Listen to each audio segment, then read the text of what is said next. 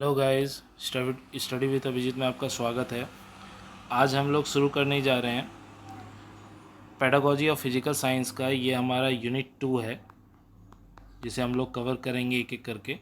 जिसका आज पहला टॉपिक है आपका development of scientific attitude and scientific temper. चलिए वीडियो को शुरू करते हैं। देखिए, यूनिट 2 जो है उसका नाम है aim and objective of physical science, जिसका आज पहला टॉपिक हम लोग करेंगे development of scientific attitude and scientific temper. तो साइंटिफिक एटीट्यूड होता क्या है?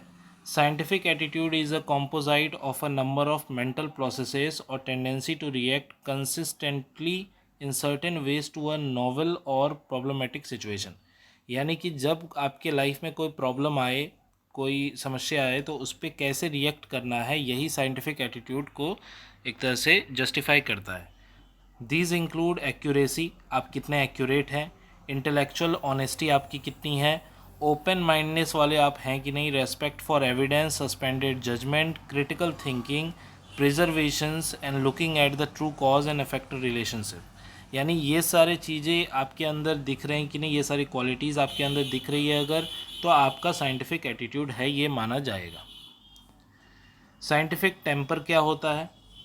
तो साइंटिफिक टेम्पर है, it is an attitude of mind which call for a particular outlook and pattern of behaviour through logical thinking, discussion, argument and analysis to avoid the bias and preconceived notion, and it is neither knowledge of fact nor rationalism but promote knowledge and rational thinkings। तो scientific temper होता है जब आप particular outlook और pattern of behaviour को follow करते हैं, जिसमें logical thinking, discussion, argument, analysis, ये सारी चीज़ें आपके शामिल हो जाते हैं और पूरी ये नॉलेज को प्रमोट करता है। Scientific attitude and scientific temper have many overlaps in their meanings. Therefore, we are dealing both of these together. We can say that development of attitudes such as respect for evidence, open-mindedness, truthfulness, critical and logical thinking, curiosity, creativity, sensitivity to living and non-living, and cooperation with other through exploration of the world around lead to scientific attitude and temper। यानी ये सारे चीज़ें अगर आपके अंदर हैं तो आप साइंटिफिक एटीट्यूड, साइंटिफिक टेम्पर के आदमी हैं।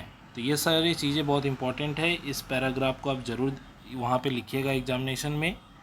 और लास्ट में कंक्लूजन क्या कहता है कि these qualities can be nurture over a period of time. ये एक बार में नहीं आता, कुछ समय लगता है इन्हें डेवलप होने में। Through the process relevant learning situation that required creating an open classroom environment, encouraging children to perform activities. तो यानी ओपन क्लासरूम इन्वायरमेंट क्रिएट करना पड़ता है, चिल्ड्रन को इंकरेज करना होता है कि वो एक्टिविटीज़ करें, एक्सपेरिमेंट कराई जानी ज़रूरी है, and reading scientific literature, interacting with other surrounding, asking question, ये सब चीज़ कराना पड़ता है, तभी ये सारे स्किल्स डेवलप होते हैं। चिल्ड्रन को इंकरेज करना होता है, एक्टिविटी एक्सपेरिमेंट करवाना होता है, साइंटिफिक लिटरेचर को पढ़ना होता है, आसपास के लोगों से इंटरेक्ट करना होता है और क्वेश्चन भी पूछने पड़ते हैं। It can be develop and nurture during the teaching learning process for developing scientific attitude and scientific temper among students. तो ये था आपका आज का वीडियो। अगर आपको वीडियो पसंद आया है तो प्लीज़ वीडियो को लाइक करें और चैनल को सब्सक्राइब करें। Thank you for watching. मिलते हैं अगले वीडियो में, तब तक के लिए ऐसे देखते रहिए स्टडी विद अभिजीत।